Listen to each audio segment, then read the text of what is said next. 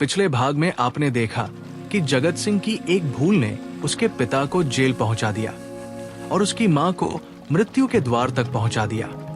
लेकिन अब शुरू होती है उसकी प्रायश्चित की यात्रा, एक ऐसी यात्रा जिसमें एक आवारा युवक इतिहास रच देता है। आइए आगे की कहानी सुनते हैं। पत्र मिलने के बाद जगत सिंह का जीवन पूरी तरह बदल गया। उसके भीतर अपराध बोध की आग जलने लगी। उसे हर समय यही महसूस होता कि उसके पिता जेल में उसी की वजह से हैं। उसने कप्तान से छुट्टी मांगी, लेकिन छुट्टी नहीं मिली। इसी बीच युद्ध की परिस्थितियां उत्पन्न हो गई। अब उसके सामने केवल एक रास्ता था, कर्तव्य, और उसने उसी रास्ते को चुन लिया। दिन बीतते गए, महीने वर्षों में बदल गए। 4 वर्ष गुजर गए। इस दौरान जगत सिंह ने अपने साहस और वीरता से पूरी सेना में विशेष स्थान बना लिया। जहां दूसरे सैनिक पीछे हट जाते, वहां वो आगे बढ़ता। जहां मृत्यु दिखाई देती, वहां वो निर्भय होकर पहुंच जाता। उसने अनेक बार अपने साथियों की जान बचाई, कई खतरनाक अभियानों को सफल बनाया। उसके अफसर उससे प्रभावित थे, सैनिक उसका सम्मान करते थे। अब वही आवारा युवक एक आदर्श सैनिक बन चुका था। धीरे धीरे उसे पदोन्नति मिलती गई और एक दिन वो कप्तान बन गया। लेकिन बाहरी सम्मान के बावजूद उसके हृदय का दर्द कम नहीं हुआ।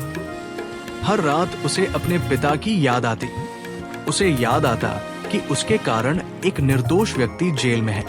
वो नियमित रूप से घर पैसे भेजता, मां को पत्र लिखता और ईश्वर से प्रार्थना करता कि एक दिन उसे अपने पिता से क्षमा मांगने का अवसर मिले।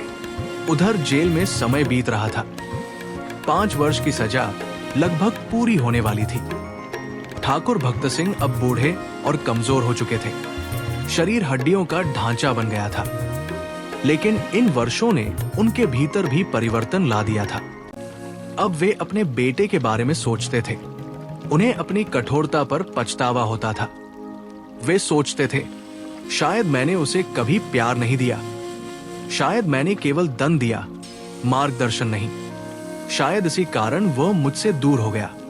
उनकी आंखों में पश्चाताप के आंसू भर आते। आखिर वो दिन भी आ गया जब उनकी सजा पूरी हुई। जेल के बाहर अनेक परिवार अपने प्रियजनों को लेने आए हुए थे। कहीं मिठाइयां बांटी जा रही थी, कहीं लोग गले मिलकर रो रहे थे।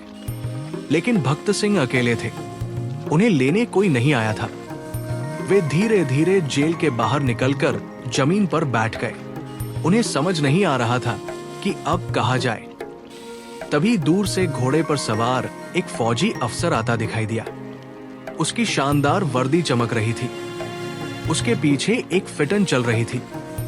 जेल के कर्मचारी सम्मान पूर्वक सलाम कर रहे थे। भक्त सिंह ने सोचा, कितना भाग्यशाली होगा ये अधिकारी। लेकिन अगले ही क्षण वो अधिकारी घोड़े से उतरा, सीधे उनके सामने आया और उनके चरणों में गिर पड़ा। भक्त सिंह ने ध्यान से देखा। उनकी आंखें फैल गई। कांपती आवाज में उनके होठों से निकला, अरे बेटा जगत सिंह।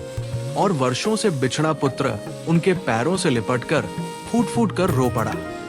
वो अब वही आवारा लड़का नहीं था।